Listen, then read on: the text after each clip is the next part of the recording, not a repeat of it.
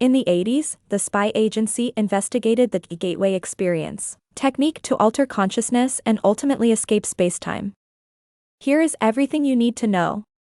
She turned to me the other morning and said, "You heard of the gateway?" It didn't register in the moment. She continued, "It's blowing up on TikTok."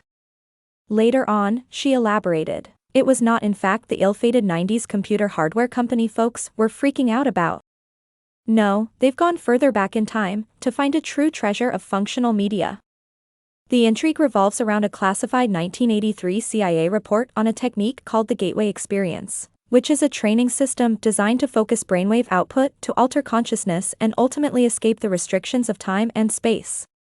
The CIA was interested in all sorts of psychic research at the time, including the theory and applications of remote viewing, which is when someone views real events with only the power of their mind.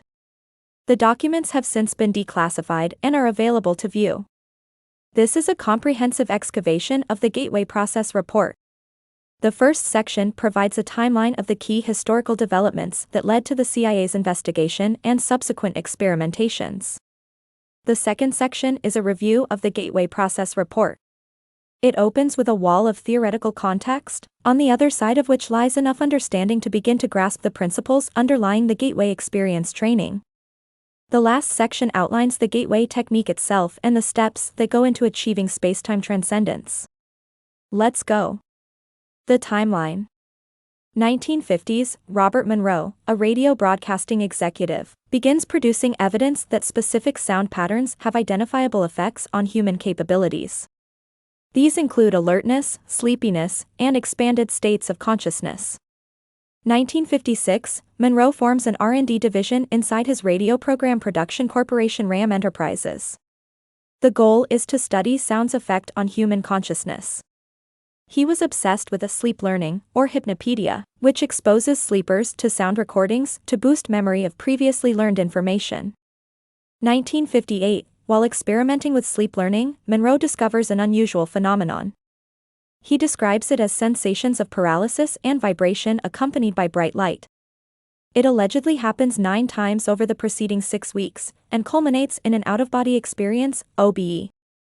1962, RAM Enterprises moves to Virginia, and renames itself Monroe Industries. It becomes active in radio station ownership, cable television, and later in the production and sale of audio cassettes. These cassettes contain applied learnings from the corporate research program, which is renamed the Monroe Institute. 1971, Monroe publishes Journeys Out of the Body, a book that is credited with popularizing the term, out-of-body experience. 1972, a classified report circulates in the U.S. military and intelligence communities. It claims that the Soviet Union is pouring money into research involving ESP and psychokinesis for espionage purposes. 1975, Monroe registers the first of several patents concerning audio techniques designed to stimulate brain functions until the left and right hemispheres become synchronized. Monroe dubs the state hemisync, hemispheric synchronization, and claims it could be used to promote mental well-being or to trigger an altered state of consciousness. 1978 to 1984, Army veteran Joseph McMonigle contributes to 450 remote viewing missions under Project Stargate. He is known as Remote View No. 1 inch, this is kind of a whole other story. June 9, 1983, the CIA report Analysis and Assessment of the Gateway Process is produced. It provides a scientific framework for understanding and expanding human consciousness, out-of-body experiments, and other altered states of mind. 1989, remote viewer Angela Della Fira Ford helps track down a former customs agent who has gone on the run. She pinpoints his location as Lowell, Wyoming, U.S. Customs apprehend him 100 miles west of a Wyoming town called Lovell. 2003, the CIA approves declassification of the Gateway Process Report. 2017, the CIA declassifies 12 million pages of records revealing previously unknown details about the program, which would eventually become known as Project Stargate. The report. Personnel. The author of the Gateway Process Report is Lieutenant Colonel Wayne M. McDonnell, hereon referred to simply as Wayne. There isn't a tremendous amount of information available on the man, nor any photographs. In 1983, Wayne was tasked by the commander of the U.S. Army Operational Group with figuring out how the gateway experience, astral projection and out-of-body experiences work. Wayne partnered with a bunch of different folks to produce the report, most notably Itzhak Bentov, a very Googleable American-Israeli scientist who helped pioneer the biomedical engineering industry. A scientific approach.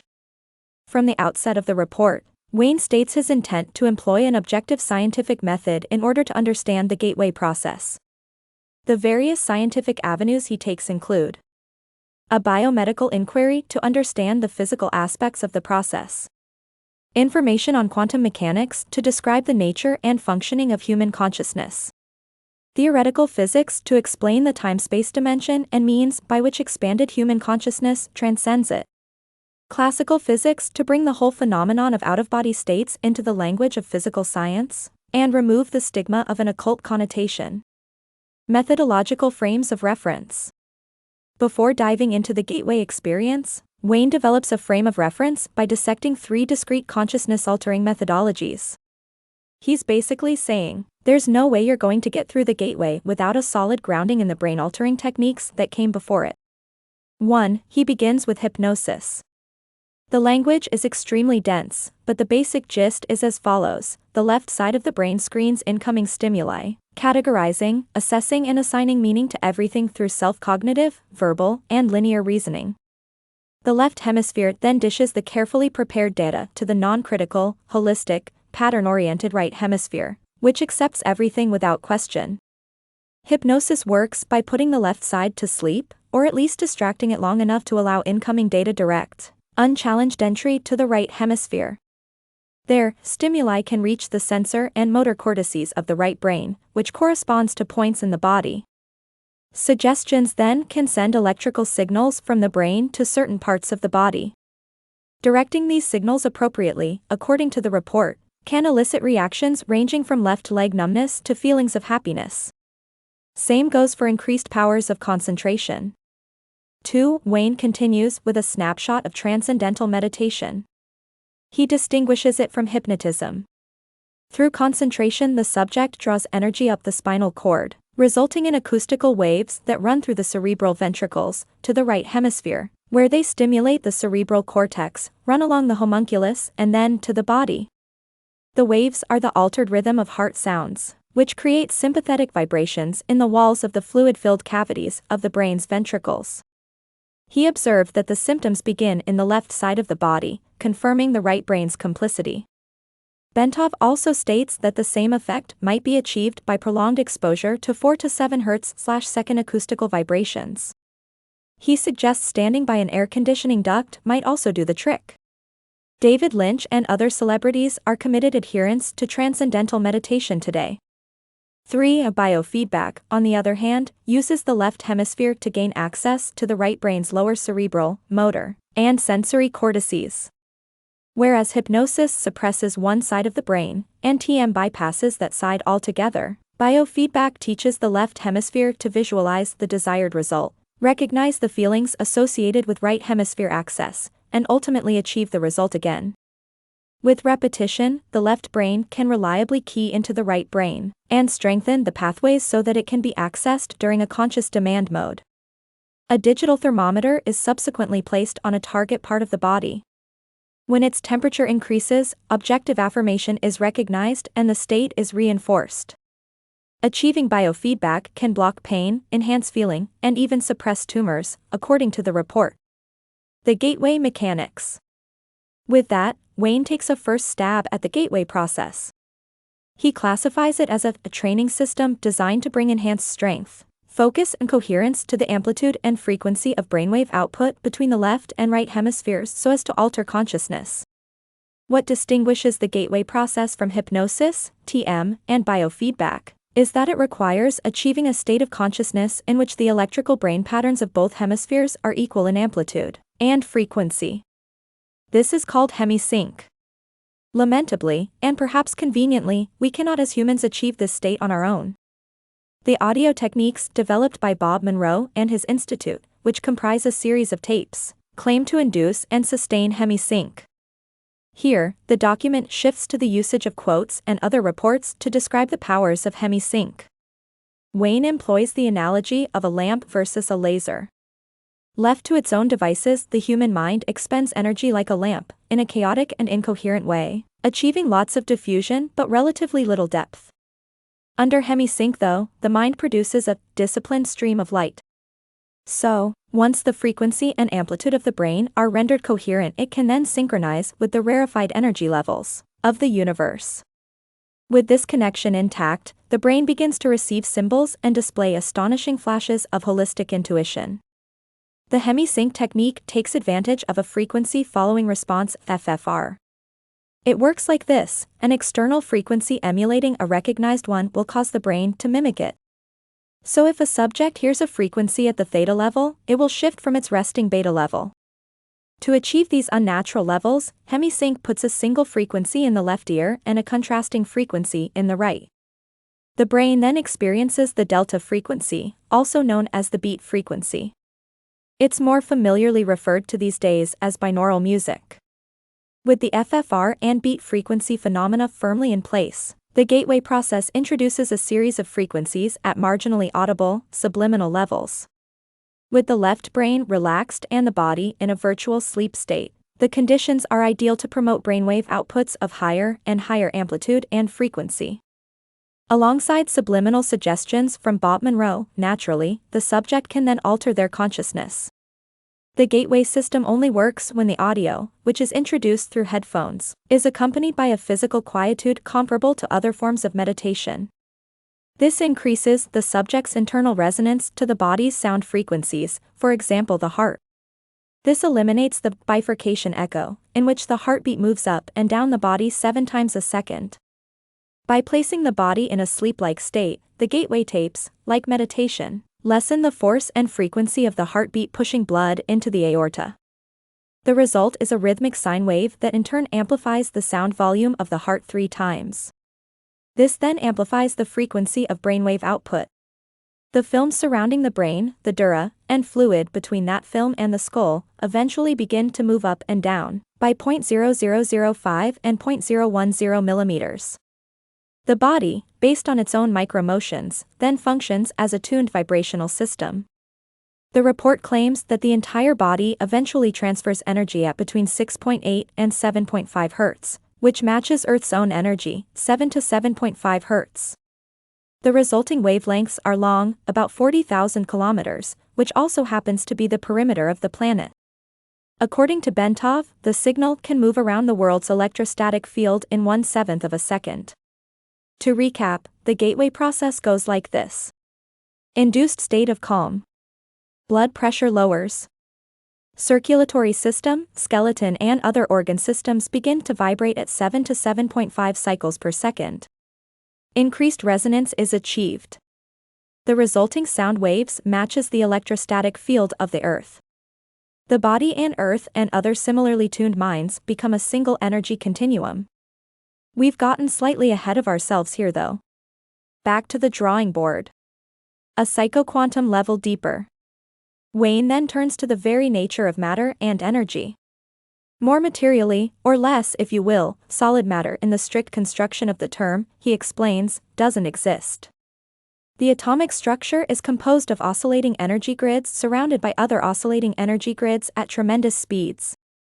These oscillation rates vary. The nucleus of an atom vibrates at 10 to the power of 22, a molecule vibrates at 10 to the power of 9, a human cell vibrates at 10 to the power of 3. The point is that the entire universe is one complex system of energy fields. States of matter in this conception then are merely variations in the state of energy. The result of all these moving energies, bouncing off of energy at rest, projects a 3D mode, a pattern, called a hologram, aka our reality as we experience it. It's best to think of it as a 3D photograph. There's a whole rabbit hole to go down here. Suffice it to say, the hologram that is our experience is incredibly good at depicting and recording all the various energies, bouncing around creating matter. So good, in fact, that we buy into it hook, line, and sinker, going so far as to call it our life. Consciousness then can be envisaged as a 3D grid system superimposed over all energy patterns, Wayne writes. Using mathematics, each plane of the grid system can then reduce the data to a 2D form. Our binary, go/no-go, minds can then process the data and compare it to other historical data saved in our memory. Our reality is then formed by comparisons. The right hemisphere of the brain acts as the primary matrix or receptor for this holographic input. The left hemisphere then compares it to other data, reducing it to its 2D form. In keeping with our species' commitment to exceptionalism, as far as we know, humans are uniquely capable of achieving this level of consciousness. Simply, humans not only know, but we know that we know. This bestows upon us the ability to duplicate aspects of our own hologram, project them out, perceive that projection, run it through a comparison with our own memory of the hologram, measure the differences using 3D geometry, then run it through our binary system to yield verbal cognition of the self. The click-out phase. Wayne then shows his cards as a true Punisher, issuing. Up to this point, our discussion of the gateway process has been relatively simple and easy to follow. Now the fun begins. Shots fired, Wayne. What he's preparing the commander reading this heady report for is the reveal: how we can use the gateway to transcend the dimension of spacetime. Time is a measurement of energy or force in motion, it is a measurement of change. This is really important. For energy to be classified as in motion, it must be confined within a vibratory pattern that can contain its motion, keeping it still. Energy not contained like this is boundaryless, and moves without limit or dimension, to infinity. This disqualifies boundaryless energy from the dimension of time because it has no rate of change. Energy in infinity, also called the absolute state, is completely at rest because nothing is accelerating or decelerating it, again, no change. It therefore does not contribute to our hologram, our physical experience. We cannot perceive it. Now back to frequencies. Wave oscillation occurs because a wave is bouncing between two rigid points of rest. It's like a game of electromagnetic hot potato, the potato being the wave and the participants' hands being the boundaries of the wave. Without these limits, there would be no oscillation. When a wave hits one of those points of rest, just for a very brief instant, it clicks out of spacetime and joins infinity. For this to occur, the speed of the oscillation has to drop below 10 to the power of -33 centimeters per second. For a moment, the wave enters into a new world. The potato simply disappears into a dimension we cannot perceive. Theoretically speaking, if the human consciousness wave pattern reaches a high enough frequency, the clickouts can reach continuity. Put another way, if the frequency of human consciousness can dip below 10 to the power of 33 centimeters per second, but above a state of total rest, it can transcend spacetime. The gateway experience and associated hemisync technique is designed for humans to achieve this state and establish a coherent pattern of perception in the newly realized dimensions. Passport to the hologram. In theory, we can achieve the above at any time. The entire process, though, is helped along if we can separate the consciousness from our body. It's like an existential running head start where the click out of a consciousness already separated from its body starts much closer to, and has more time to dialogue with other dimensions. This is where things get a little slippery, hold on as best you can. The universe is in on the whole hologram thing, too, Wayne writes. This super hologram is called a torus because it takes the shape of a freak-off massive self-contained spiral. Like this. Give yourself a moment to let the above motion sink in. This pattern of the universe conspicuously mirrors the patterns of electrons around the nucleus of an atom. Galaxies north of our own are moving away from us faster than the galaxies to the south. Galaxies to the east and west of us are more distant. The energy that produced the matter that makes up the universe we presently enjoy will turn back in on itself eventually. Its trajectory is ovoid, also known as the cosmic egg. As it curls back on itself, it enters a black hole, goes through a densely packed energy nucleus, then gets spat out the other side of a white hole and begins the process again. Springtime in the cosmos, baby. The entire universe hologram, the torus, represents all the phases of time, the past, present, and future. The takeaway is that human consciousness brought to a sufficiently altered, focused state could obtain information about the past, present, and future, since they all live in the universal hologram simultaneously. Wayne reasons that our all-reaching consciousness eventually participates in an all-knowing infinite continuum. Long after we depart the space-time dimension and the hologram each one of us perceives is snuffed out, our consciousness continues. Reassuring in a way. And that is the context in which the gateway experience sits. Deep breaths. The technique. The following is an outline of the key steps to reach focus levels necessary to defy the space-time dimension. This is an involved and lengthy process best attempted in controlled settings. If you're in a rush, you can apparently listen to enough Monroe Institute Gateway tapes in 7 days to get there. The energy conversion box. The gateway process begins by teaching the subject to isolate any extraneous concerns using a visualization process called the energy conversion box. Resonant humming. The individual is introduced to resonant humming. Through the utterance of a protracted single tone, alongside a chorus on the tapes, the mind and body achieve a state of resonance. The gateway affirmation. The participant is exposed to something close to a mantra called the gateway affirmation. They must repeat to themselves variations of, "I am merely a physical body and deeply desire to expand my consciousness." Hemisync. The individual is finally exposed to the hemisync sound frequencies, and encouraged to develop a relationship with the feelings that emerge.